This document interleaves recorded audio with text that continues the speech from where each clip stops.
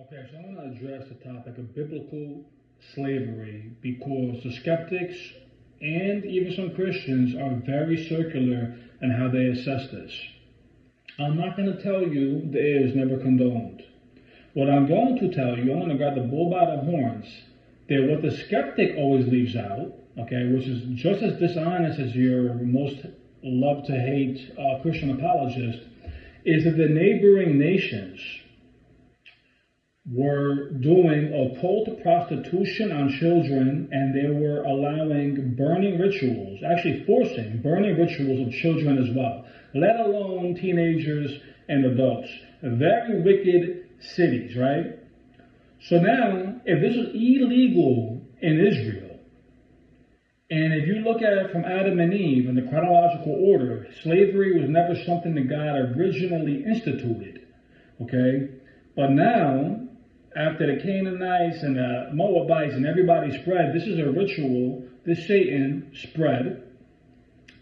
And if God said, hey guys, I don't want you to have any slaves, then there would be no route of entry to go into Israel. And who knows how many thousands, possibly millions of slaves never would have been able to go into Israel and would have been forced to stay in their own country or other countries where these practices were considered normal and actually forced. So now, people might say, how do you back that up? Okay, maybe Israel didn't practice some of these situations. How else can you back this up? So the other verse that the skeptic never uses. Now, bear with me, because there's two verses in Leviticus. One's talking about, oh, you could treat the non-Hebrew slave harsher, etc. And then very similar, very close to that, there's one that says that if you kidnap somebody, that is punishable by death. So people say, oh, well, that's only for the Hebrew. Or, okay, there's other ways to get foreign slaves, and they were really bad to them, etc. So here's the thing. In Deuteronomy 23, 15, it clearly talks about a runaway slave. And if you find this runaway slave, do not return him to his master.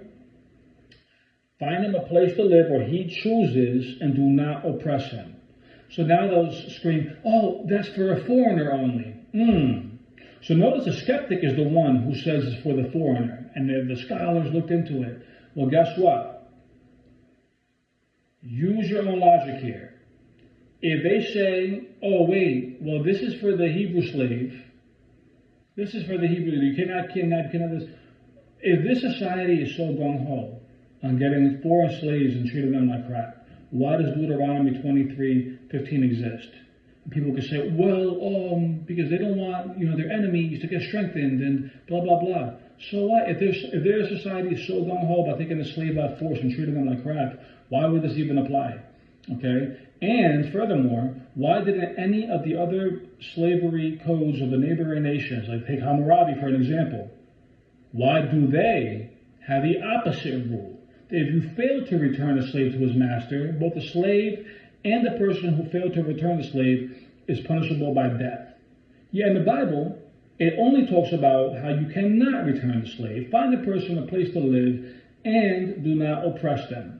All right, and now all of a sudden, the other verses we find that if you find livestock, you should return it. So clearly the slave here is not being spoken of in the way that is just some kind of property. Okay?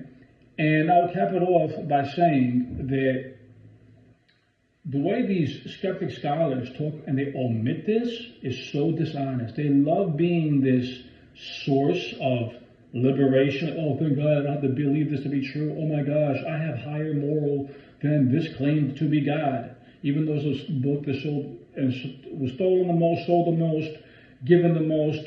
Oh wow, I have higher morality. That's what they're selling you. Okay? And it's amazing how these same scholars that give you all this, and they omit Deuteronomy 23:15, they omit the neighboring nations doing all these stuff to innocent kids. Okay? As they love to put it, innocent kids, but they omit that one as the neighboring nations, right? And now they omit that because they want Johnny in 2025 to say, oh, it doesn't matter how you slice it. God permitted slavery.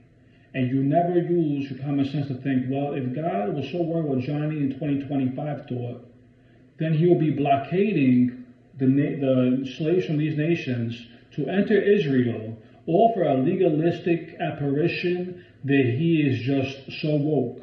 All right? And that's just mind-boggling. That you guys prefer that he just checks this box. They still want to make you accept him anyway because you don't want your own flesh to be revealed. Okay? And for that, you will prohibit the slaves from entering Israel, where all these other, the burning rituals and the occult prostitution for children is not allowed, is actually punishable by death. And yet, the God of the Bible is supposed to just finish with that. So now, you see other parts of the Bible that talk about the Hebrew slaves. They're paying debt, they get integrated into society. Even all slaves are able to take the same amount of days off as the owner on a Sabbath and other holy holidays, to praise the Lord. They can do this together. So this is all painting a picture that this is actually more for the slave than it was for the master. Now people say, oh, why don't they just have them take him in? Because you know what? Who would actually do that? He had a hard enough time having these people in Israel to not go pagan on him and pray to the neighboring nations' gods. This is the history of the Jews and God. Okay, so now that's a stretch. But by allowing them to have a mutual benefit, you are prohibiting squatters, and this is what's going on. So you got to analyze all the facts. Don't just pay these people's bills by hopping on to their Patreon accounts because they tell you what you want to hear.